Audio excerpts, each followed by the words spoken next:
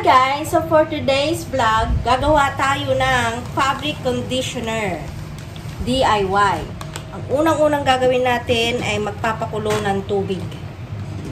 Okay, Tita Lani? Kulo na. Lagay na natin. Bali, ilan yan, Tita Lani? 3. So, 3 liters. Ngayon, bago natin dagdagan yan, tunawin natin itong Fab Corn Flakes. Okay, Fab Corn Flakes. Ito na. Nasa napakalo mo dito na. Ayan.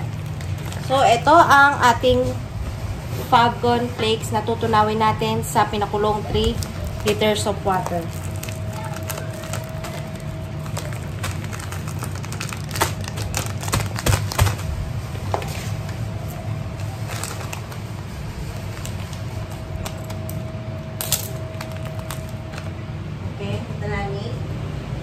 Go.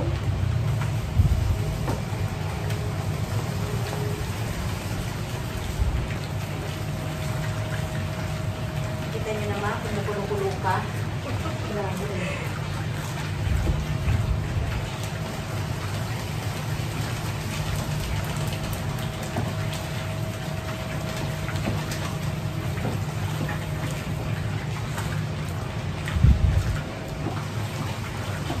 Dahan-dahan lang natin ilalagay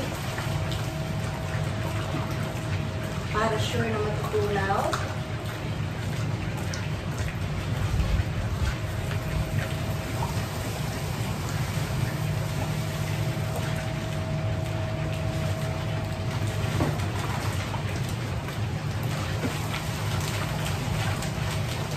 Wala, sayang naman ito na lang.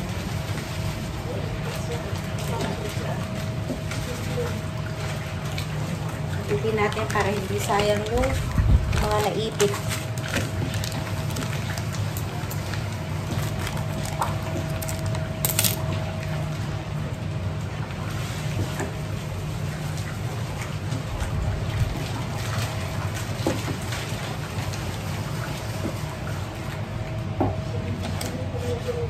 So, dahil medyo tunaw-tunaw na, lalagyan natin ng 2 liters na, Tita Lani, para maging 5 liters. Kasi, sabi sa instruction, 5 liters ng tubig ang pakukuluan. Pero ginawa namin, Tita Lani, para mabilis, 3 liters lang ng water. Since kulong-kulo naman yan. So, dadagdagan natin ng another 2 liters of water para maging 5 liters na siya in total.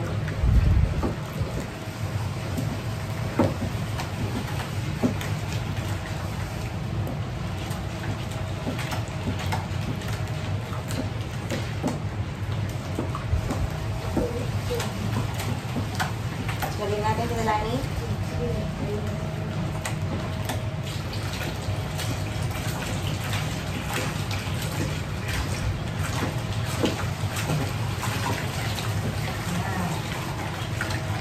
Para matunaw siya at mahalong mabuti.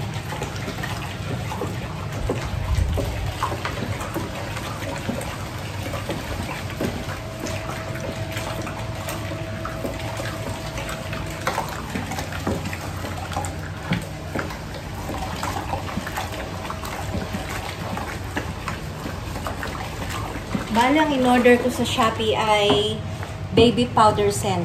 Yan lang ang in-order namin. Kasi hindi siya mabaho kahit tuyo na, no, Tita Lani? Kahit nabilad pa sa araw, meron kasing mga ano, 'di ba? May mga scent na babango pagbasa, pero pag natuyo ang baho na ng ano niya. Itong baby powder scent. Mabango pa din siya kahit tuyo lang.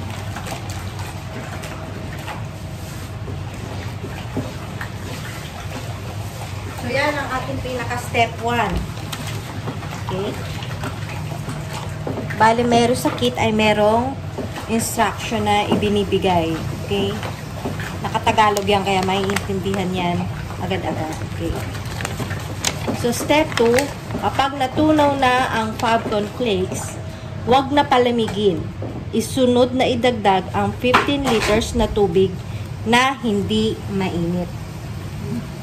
So, all in all, ang water na gagamitin mo ay 20 liters of water. Pero, kami, ni Tita Lani, ang nilalagay lang namin pagkatapos tong first 5 liters ng tubig. Ilan, Tita Lani? 19 lang ba? Binabawasan natin na 1 litro lang, di ba? So, yun. Binabawasan namin 1 litro para mas malapot yung Fabcon at mas concentrated. So, nasa sa inyo yun. Kung babawasan ninyo. Pero, wag nyong dadagdagan pa ng more than 20 kasi magiging malabnaw na siya, no, Tita Lani? At hindi na concentrated yung tubig. So, wag nyo nang masyadong titipidin na hahaluan nyo pa ng dadagdagan ng tubig. Kasi baka wala nang amoy yung yung Fabcon ninyo. Okay. So, ngayon, pwede nang haluan, Tita Lani?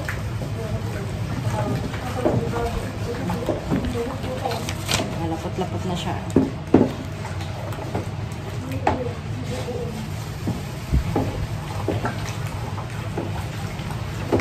So, habang inaantay natin si Tita Lani ay mag-iipon na tayo ng tubig. Tubig na 14 liters.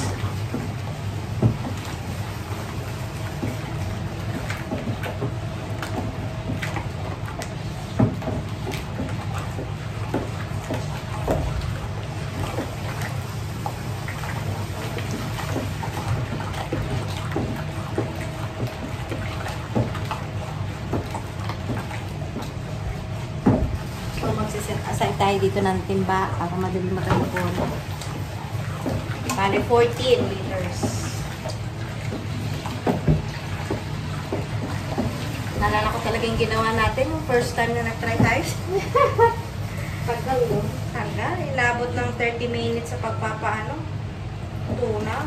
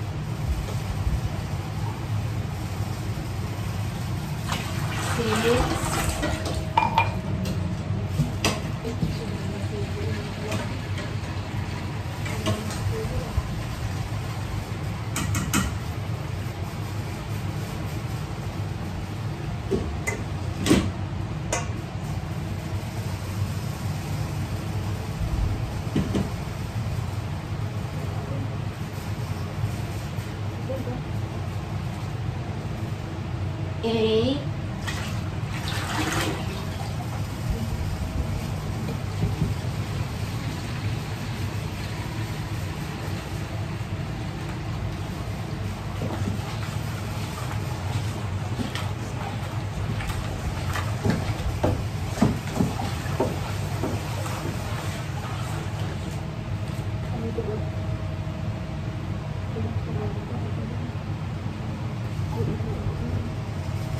Then,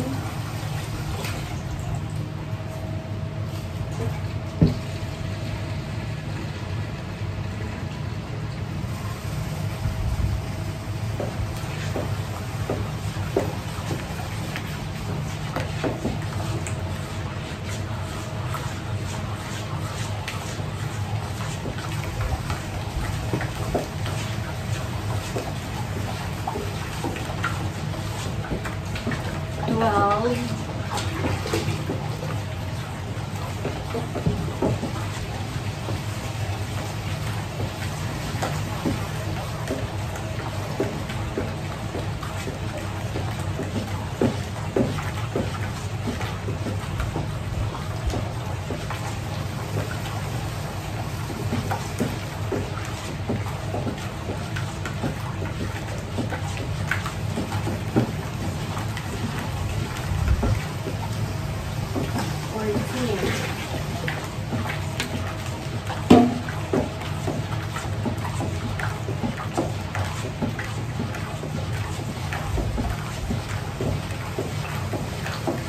14 plus yung 5 kanina. So, 19 liters of water ang ginamit namin.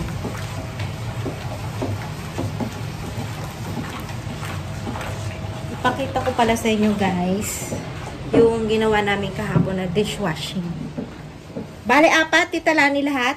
Dito yung kalapis sa ilalim. Okay. So, 4.5 ang nagawa namin. Yung kulay green. See?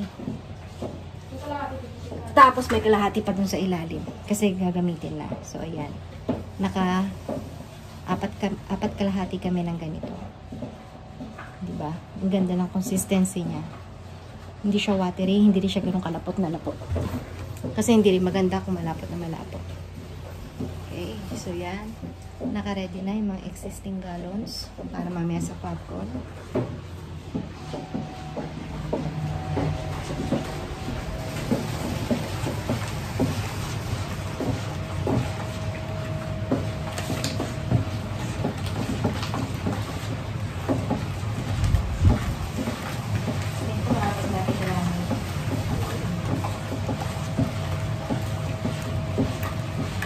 Naghahalo pa lang tayo ng mga 11 minutes. Malapit na siya. Alala ko talaga yung ginawa namin ng pinalali. 30 minutes na, hindi pa ganun kahalo-halo. Ipatunaw natin na.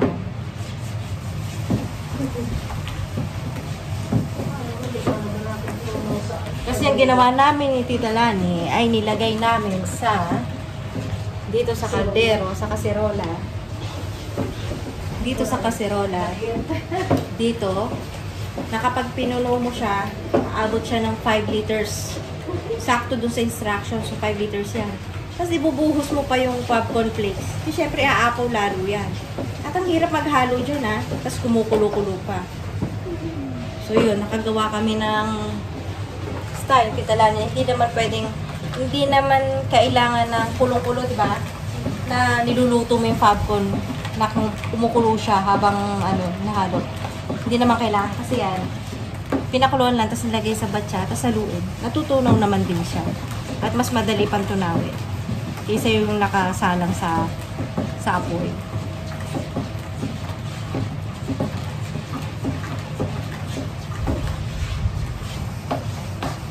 Tingin ko okay natin tunawin.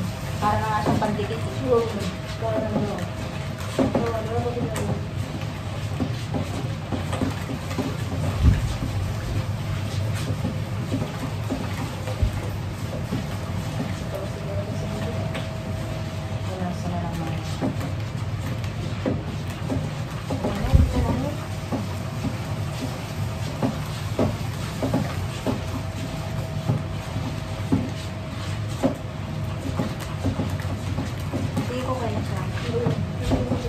Okay na? So, dahil tunaw na tunaw, mukha na siyang pandikit.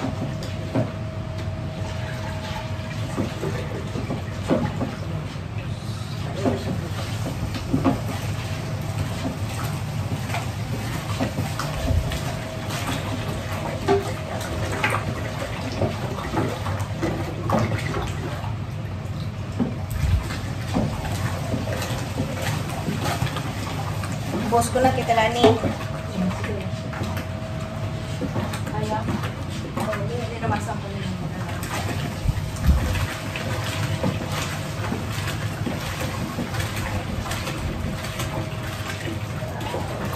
Yan.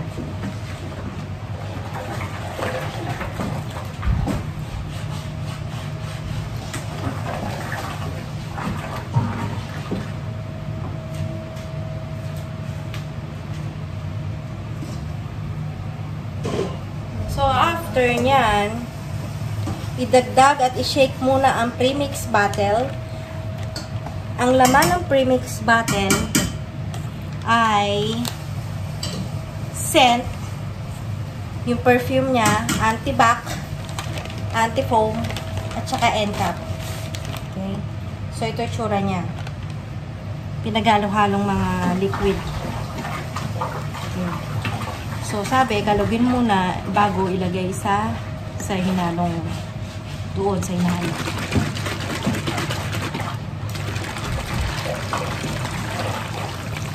So, hindi na ako nagdagdag ng add-ons. Kasi mabango naman na talaga siya.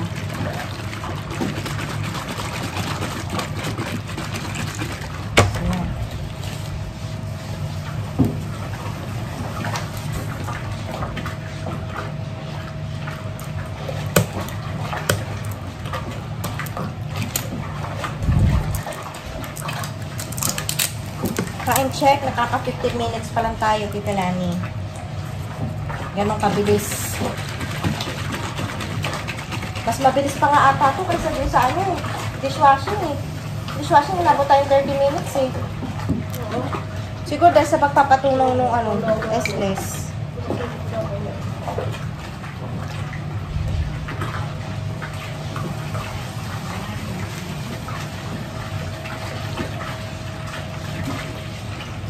Natin konting tubig para masimot.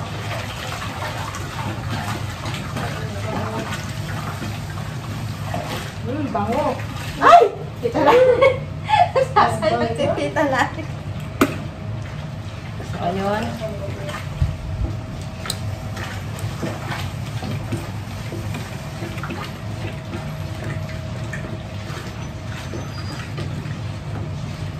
So, yung step 4, kung gusto nyo maglagay ng colorant, pwede naman. Pero kami Tita Lani, wag na. Pampaano lang sa damit yan. So, ngayon, pagkatapos ng paghahalo, takpan ito at i-rest ng 7 days. Diba? Ang konti lang ng steps. Hindi man lang pinagpawisan ng bongga si Tita Lani. So, yan. Colored pa ang ating instruction, diba? Ganda. So, ngayon, tatakpan lang ni Tita Lani yan at maghihintay tayo ng 7 days. Bakit 7 days? Tinanong ko ang supplier niyan kung pwede bang after 1 day, 2 days, or 3 days pwede na bang gamitin. Sabi, mas kailangan daw na ferment. Yung amoy dumikit sa mismo talaga, magtagal. Kaya yan, pinabababad ng 7 days bago siya ilagay sa container. So, pero everyday kailangan nyo i-check, halu-haluin kung may mga namumuo or something. So, yun. Isang beses haluin nyo sa isang araw. After 7 days, yun, pwede mo na siyang ilagay sa mga galera.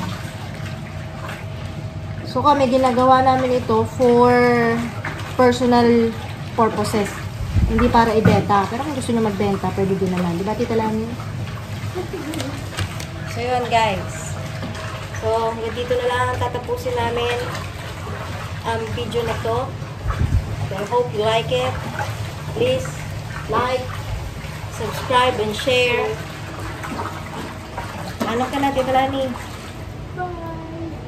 Bye!